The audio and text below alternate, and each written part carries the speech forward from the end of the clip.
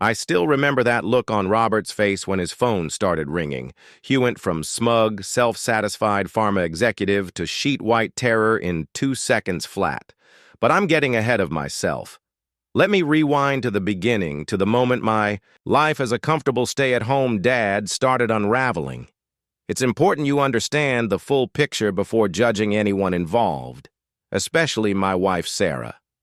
I wake up at 5:30 every morning, not because I have to, but because these precious 30 minutes, before the chaos of family life begins, are the only moments I have to myself. That particular Tuesday began like any other. Brewing my Earl Grey, settling into the worn leather armchair by the bay window, scrolling through news on my tablet. Old journalist habits die hard, even 5 years after leaving my position at the Boston Herald. The house was silent except for the occasional creak of our century-old colonial and the distant hum of early morning traffic. Our suburb outside Boston is the kind of place where people move to raise families, where the schools have good ratings and the neighbors pretend not to notice when you haven't mowed your lawn in 2 weeks. I used to be somebody in this town. Peter Harris, the guy who broke the story on Mayor Hansen's kickback scheme with the development contracts. The reporter who exposed the opioid distribution network operating through 3 seemingly legitimate pain clinics. My 3-part series on corruption in the City Council's zoning committee earned me a regional press award nomination. Not a win, mind you, but in journalism circles, the nomination was enough to make my editor start throwing the better assignments my way. That feels like a lifetime ago now. I stared at a headline about pharmaceutical industry regulations, my mind drifting to Sarah's latest project. 15 years ago, when we met at a mutual friend's housewarming party, I never imagined I'd end up here.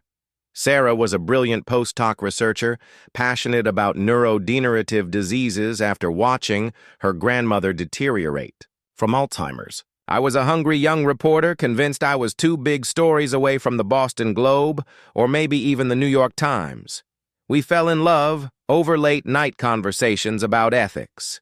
Hers in research, mine in journalism. We were going to change the world each in our own way. She'd cure Alzheimer's. I'd expose corruption wherever I found it. We'd be partners in making the world better. The irony isn't lost on me. I finished my tea and glanced at the time. 58. The kids would be up soon, and Sarah's alarm would go off in 2 minutes. I headed to the kitchen to start breakfast, passing the frame photos in the hallway. Our wedding day at that little chapel in Vermont. Sarah receiving her Ph.D., beaming in her academic regalia, me accepting that regional press award nomination, looking absurdly young in a rented tuxedo, Emma's a newborn. Then with her baby brother Jacob, and then fewer photos of me, more of Sarah at pharmaceutical conferences, accepting awards, standing with research teams, the visual timeline of our shifting priorities. At precisely 6th February, Sarah's alarm chimed from upstairs. My cue to start breakfast, steel-cut oatmeal for the kids with fresh berries, a kale banana smoothie for Sarah, which she claimed to love, but I suspect she tolerated at best, and 2 eggs over easy for myself. By the time our 10-year-old daughter, Emma, wandered into the kitchen with her nose buried in the mysterious Benedict Society, I had her favorite blue ceramic bowl waiting. "Morning, bookworm," I said, kissing the top of her head. She mumbled something unintelligible in response, not looking up from her page. I smiled. Emma had inherited my love of words and Sarah's stubborn focus. Jacob, our 8-year-old hurricane, barreled. In moments later, clutching his late-stop obsession, a meticulously painted model T-Rex. "Dad, you didn't forget, right? Science fair today, at 3. His eyes were wide with the specific anxiety children reserve for when they think adults might have forgotten. Something critically important. "Of course not, champ. Operation Vuvius is prepped and ready for deployment at 1500 hours. I placed a bowel in front of him. Fuel up, soldier. We've got a volcanic mission ahead." Jacob grinned, revealing the gap where his front tooth had been until last week. The dinosaur took a seat of honor beside his oatmeal. "Is Mom coming?" Hasked, shoveling a spoonful into his mouth. The question landed like a stone in my stomach. Mom's got a big presentation today, buddy, but she'll want to hear all about it tonight. Jacob nodded unsurprised. It wasn't the first school event Sarah had missed, and it wouldn't be the last. Pharma consumed her life. Our lives. In ways neither Ophis had anticipated when she joined the company 6 years ago. The job offer had come at a pivotal moment. I'd just been laid off during the Herald's third round of restructuring that year, along with half the investigative team. Print journalism was dying. Digital hadn't figured out a sustainable model yet, and we had a 5-year-old and a 3-year-old who needed health insurance. When Sarah was offered a research position at Pharma with a salary that doubled our household income, the decision seemed obvious. It's just for a few years, wet-old each other, until the journalism market stabilizes, until the kids are a bit older. 5 years later, Sarah was now a senior researcher on their flagship Alzheimer's drug. And I was making oatmeal and building papier-mâché volcanoes. Sarah was the last to appear, already dressed in a charcoal pencil skirt and cream blouse. Her phone pressed to her ear, brown hair pulled back in a tight bun that made her look both professional and somehow vulnerable at the same time. Yes, Robert. I'll review the reports before lunch. Yes, the FDA documentation is ready to submit. No. The Group B test results are fully compliant with protocol. She moved through the kitchen like a graceful phantom, accepting the smoothie I handed her, with a grateful nod, but no pause in her conversation. After 15 years together, we had our morning choreography down to a science. She disappeared into the hallway, her voice fading as she continued her call. Robert Chase. The name alone made my jaw tighten. Research director at PharmaNova and Sarah's boss for the past 3 years. I'd met him enough times at company functions to develop a healthy dislike for the man. He embodied everything I used to investigate: corporate arrogance, ethical flexibility, and an absolute conviction that the ends justified the means. The first time I met him was at the Pharma holiday party 4 years ago. I was still doing freelance work then, trying to keep my journalism career alive while being the primary caregiver for our kids. "Ah, the house husband," he'd said, looking me up and down with asmile that didn't reach his eyes. "Sarah's told us about your arrangement. Very modern." I'd smiled tightly. "I prefer domestic journalist." "Is that still a thing?" he'd asked, with exaggerated curiosity. Journalism? It thought social media had rendered that profession obsolete. That set the tone for every interaction since. Small digs, condescending comments, always delivered with that same cold smile. What bothered me most wasn't his attitude toward me, idled with worse sources during investigations. It was how Sarah laughed along, how she gradually adopted his corporate vocabulary, his dismissive attitude toward anything that didn't contribute to Pharma's bottom line. 5 minutes later, she returned to the kitchen, her face flushed with excitement. Huge news. Robert's promotion to research director is confirmed, and Neurox is officially entering the final trial phase. If all goes according to plan, this could revolutionize Alzheimer's treatment. "Congratulations," I smiled, meaning it, despite the complicated feelings I had about her boss. "Is this the trial you've been working on for the past 18 months? Yes, and I can hardly believe we're almost at the finish line." She took a quick sip of her smoothie. "By the way, Robert wants to celebrate. I invited him for dinner on Friday." I nodded, keeping my expression neutral. Dinner with my wife's boss, who had always regarded me with thinly veiled condescension. Not exactly my ideal Friday night. "I'll make sure the kids stay at your parents' for the night," I said, already mentally planning a menu that would impress without seeming like I was trying too hard. "You're the best." She kissed me quickly, leaving a faint impression of mint lip balm. "I've got to run. Big presentation to the board this morning." After she left, I stood in the kitchen longer than necessary, staring at the family photos on our refrigerator. Sarah and I on our honeymoon in Maine. Emma's first day of kindergarten. Jacob covered in mud, after discovering the joys of puddle jumping. And there, tucked in the corner, a faded clipping from the Herald. My expose on city council corruption that had earned me a nomination for the Regional Press Award. The story that had made me proud had also painted a target on my back. Councilman Williams had powerful friends, and suddenly my pitches were being rejected. Sources weren't returning my calls, and eventually I was among the first to go when budget cuts came around. I never could prove the connection, but my editor's uncomfortable avoidance of eye contact told me everything I needed to know. Sometimes I wondered if Sarah ever regretted our arrangement. Her meteoric rise through Pharma's research division while I stepped back from my career to raise our children. It had made sense at the time. Her potential income far outstripped mine, and neither of us wanted our kids raised primarily by nannies. I told myself I could always return to journalism once they were older. But 5 years had passed, and the journalism landscape had changed dramatically. My contacts had moved on. Print media was dying, and I'd become more adept at removing grape juice stains from white shirts than crafting hard-hitting headlines.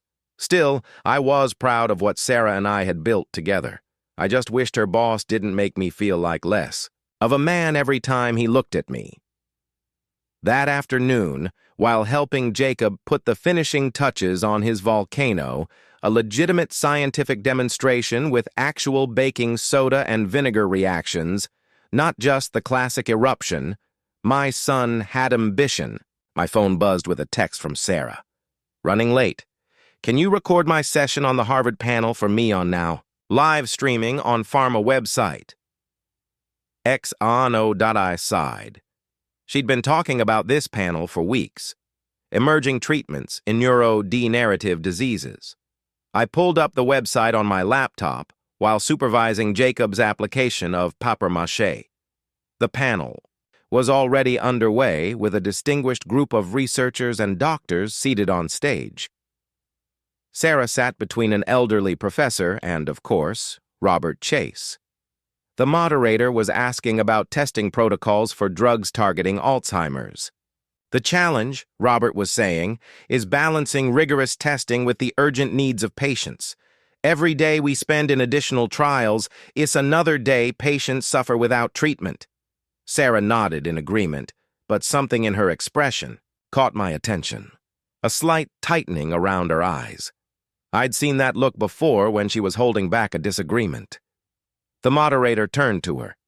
Dr. Harris, your team has been working on Neurox for several years now. How do you respond to concerns that accelerated approval processes might miss important safety signals? Sarah's response was measured. Textbook pharma. We never compromise on safety. Our protocols exceed FDA requirements, and we've implemented additional monitoring systems specifically designed to catch any anomalies early in the process. That said, Robert cut in smoothly. We also recognize our moral obligation to these patients and their families. Paralysis by analysis helps no one. The discussion continued, but I found myself replaying Sarah's expression, that momentary hesitation. In our early years together, Sarah had been passionate about research ethics, often ranting about pharmaceutical companies that rush drugs to market. Now she sat silently while Robert implied that thorough testing was somehow hurting patients. What had happened to the woman who once stayed up all night revising a research paper because she wasn't 100% confident in one of her conclusions? I closed the laptop when Jacob proudly presented his completed volcano. Dad, is Mom going to be at the science fair? She's going to try, buddy, I said, knowing full well she wouldn't make it. It's okay, he said with the resigned acceptance of a child who's learned to manage expectations. She's busy saving people's brains. The casual comment hit me harder than it should have. Was that how our children saw us? Sarah saving the world while I what? Made lunches and helped with science projects? Was that enough? I pushed the thought away. Let's load this masterpiece into the car. We've got a scientific demonstration to crush. Friday arrived with a nervous energy I couldn't quite shake. I spent the day preparing an elaborate dinner, wild mushroom risotto, medium rare ribeye steaks, grilled asparagus, and a chocolate soule for dessert. I dropped the kids at Sarah's parents' house for the night, promising Jacob we'd add the final touches to his science project over the weekend. "Did you win first prize?" Sarah's father asked as the kids ran inside. "Second," I replied, "lost to Maggie Chen's solar-powered water purifier. Tough competition." He nodded sympathetically, then lowered his voice. "Sarah mentioned Robert's coming to dinner. That guy's aerial piece of work, isn't he?" I shrugged non-committally. "He's brilliant, according to Sarah." "Brilliant doesn't mean decent." He clasped my shoulder. "Don't let him get to you." That was easier said than done. Over the past year, Robert had become an increasingly dominant presence in our lives. Sarah mentioned him in nearly every conversation, quoted his opinions, adopted his mannerisms. It was like watching my wife being slowly absorbed into the pharma hive mind, with Robert as the queen bee. When I got home, I changed into my nicest casual outfit, dark jeans, and a blue button-down that Sarah once said matched my eyes. I wanted to look put together without seeming like I was trying to compete with Robert's inevitable designer suit. Robert Chase arrived at precisely 7 p.m., punctual as always. He was tall, with distinguished silver temples and the kind of physique that spoke of regular personal training sessions. His tailored suit probably cost more than our monthly mortgage payment. "Peter, always a pleasure to see the domestic genius at work," he smiled, handing me a bottle of wine that I immediately recognized as a vintage that would clear out our grocery budget for a week. "Robert, welcome tour home," I replied, accepting the bottle with what I hoped was a confident smile. "Sarah's just finishing up a call. Please come in." He strolled through our living room with the air of a museum curator evaluating a mediocre exhibit. "Charming place, very homey." "We like it," I said, pouring him a glass of wine. "Congratulations on the promotion and Neurox. Entering final trials. Sarah's been working incredibly hard on this project. Yes, she's been invaluable." Robert swirled his wine, examining its color. "You know, I've been trying to convince her to present at the International Neuroscience Conference in Geneva next month. It would be a significant career opportunity for her." "Geneva? She hasn't mentioned that, hasn't she?" "It would be a two-week commitment." I assumed you two had discussed it. Before I could respond, Sarah appeared, wearing a simple black dress I hadn't seen before. She looked beautiful and somehow like a stranger. "Robert, I see you've met our resident chef." She smiled, accepting the glass of wine I offered her. "Indeed, Peter and I were just discussing the Geneva conference." Sarah's eyes flickered tome, then away. "Oh, I was going to bring that up this weekend. It's still tentative." Dinner began with a palpable tension. But as the wine flowed, the atmosphere relaxed, though perhaps not in the way I would have hoped. Robert dominated the conversation, expounding his future prospects, emphasizing the billions in potential revenue and the Nobel Prize he seemed to consider a foregone conclusion. "Sarah, your contribution to this project has been invaluable," Robert said, refilling her wine glass for the third time. "Next year, you'll be heading your own division. Just imagine, potentially the most important drug of the decade, and your name will be in the medical history books." Sarah beamed with pride. After her third glass of wine, her cheeks were flushed and her eyes sparkled in a way I hadn't seen in months. "And what did you do today, Peter?" Robert suddenly asked, his tone carrying that hint of condescension I'd grown accustomed to. "Oh, you know the usual superdad stuff." I attempted to joke. School drop-offs, Jacob's science fair, Emma's ballet class, then preparing this dinner. Robert laughed a bit too loudly. "How domestic. I always tell Sarah how lucky she is to have such a homey husband." I smiled tightly, fully aware of the subtext. "You know," Robert continued, topping off the glasses, "I've always wondered, how does a former investigative journalist decide to become a house husband? It's such an unusual career trajectory." "It was a joint decision," I answered, "when Jacob was born and Sarah's career was taking off." "But you were doing serious investigative work," Sarah interrupted, and I immediately noticed she was considerably drunker. Then I'd realized. Remember your series on city council corruption? You were nominated for that award. And where is that award now? Robert laughed. Probably next to the cookbooks. I felt something constrict inside me. We all make choices, I said calmly. Exactly, Sarah chimed in, raising her glass. And Robert chose to save millions of lives with his research, and you chose to make lunches. A silence fell over the table. Robert looked slightly uncomfortable, thought the self-satisfied smirk never left his face. I slowly set down my fork. Dessert will be served in 15 minutes, I said, rising from my chair. Excuse me? In the kitchen, I braced myself against the counter, breathing deeply.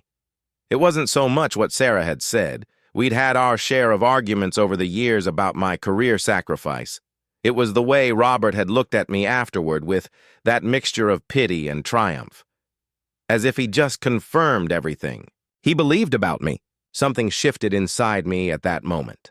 A door that had been closed for 5 years creaked open. The investigative journalist who had exposed corruption and fraud, who had fearlessly pursued truth regardless of the consequences. He wasn't dead after all, just dormant. When I returned with des soulets, I wore a pleasant smile that didn't reach my eyes. The next morning, Sarah woke with a terrible hangover and even worse memories. Peter, I'm so shamed about last night. I didn't mean it's all right, I said, handing her coffee and aspirin. We all say stupid things sometimes. But inside, something had clicked. Not so much Sarah's words, as Robert's dismissive gaze had awakened something that had been sleeping for 5 years. My journalistic instinct. After Sarah left for the office on a Saturday to catch up on some reports, I sat down at my computer and began researching Neurox. Official press releases promised a revolution in Alzheimer's treatment. The company's stock had surged 40% in the past month. Investors were lining up, but something nagged at me. I remembered Sarah mentioning several months ago an anomaly in the Group C data that Robert had instructed her to. It began with silence. The morning after the Blue Harbor dinner implosion, I awoke not to the chirp of birds or the clinking of breakfast dishes, but to an aching stillness. Sarah wasn't beside me. I padded downstairs to find the kitchen empty, the kids already gone to school. A note on the fridge, hastily scribbled in Sarah's looping handwriting, read only, "Took the kids? Needed space?" I sat at the table alone, the events of the night before playing in slow motion. Robert's face turning ghostly, the buzz of phones, the tightening grip of Sarah's hand on my arm, her voice cracking in the parking lot. The rawness of her pain was still etched into my memory. What had I done? I knew the answer, of course. I'd told the truth. But the truth doesn't exist in a vacuum. It collides, fractures, and forces change.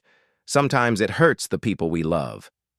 In the days that followed, the world didn't collapse, but it certainly cracked. The FDA issued a statement that they were conducting an expedited review of the data manipulation claims. Pharma's stock took a nosedive. Shareholder calls leaked online. My email inbox flooded with a strange mix of gratitude, outrage, curiosity, and legal threats thinly veiled in corporate. Doublespeak journalists came knocking. I ignored them all. I wasn't interested in fame. I wasn't looking for a redemption arc or a book deal, at least not yet. I was trying to hold my family together with fraying hands. Sarah returned home 3 nights later. She didn't say a word. Just walked past me, up the stairs, and closed the bedroom door. I slept on the couch. We became ghosts in our own home, passing in the hallway, coordinating child pickups with robotic efficiency. The silence between us grew louder than any argument. Then one night, while folding laundry, she spoke. "You were right," she said, her voice barely above a whisper. "But I wish you hadn't been." I looked up, not daring to say anything. "I thought we were saving lives, Peter," she continued. "I told myself we were making history, And maybe we were, just not the way I wanted. I walked over and placed a shirt on the pile. We did make history, just not the kind they write press releases about. She sat down, her shoulders shaking. I knelt beside her. She didn't pull away. Over the following weeks, we began the slow process of excavation, uncovering the rot that had settled in our marriage, our careers, our understanding of right and wrong. Therapy helped. So did honesty. Real, sometimes ugly honesty. Sarah eventually agreed to testify to the FDA. Her statement corroborated much of what I'd uncovered: the internal discrepancies, the coaching from Robert, the pressure to toe the company line. It wasn't easy for her. She cried before and after her deposition, but she did it anyway. That courage, more than any accolade, reminded me why I'd fallen in love with her. Robert's fall from grace was less dramatic than I'd expected. No handcuffs, no dramatic press conference, just a quiet resignation and a carefully worded email to staff. "Pursuing new opportunities," it read, as if he hadn't nearly ushered a dangerous drug into public hands. But the industry remembered. Word spread. His reputation curdled. No one would hire him now. The real story wasn't in Robert's collapse. It was in the ripple effects. Pharma restructured its entire clinical research division. The FDA announced new protocols for trial data verification. Patient advocacy groups gained new momentum. And at home, life changed too. Sarah left pharma 6 months later. She accepted a position with the FDA's drug review team, a role that would allow her to ensure no other drug like Nurox slipped through the cracks. I'd never seen her more determined. As for me, I declined offers to return to journalism. Instead, I started writing a book, not just about Nurox, but about the broader issue of integrity in science, the unseen forces that shape the truth, and the price we pay when ambition overshadows ethics. The kids adjusted slowly. We told them only what they needed to know, that Mommy's job had changed, that Daddy was writing again, that sometimes doing the right thing is hard, even when it's the only thing you can do. One evening, as I watched Jacob aim his telescope at the night sky, he asked me, "Dad, are you a hero?"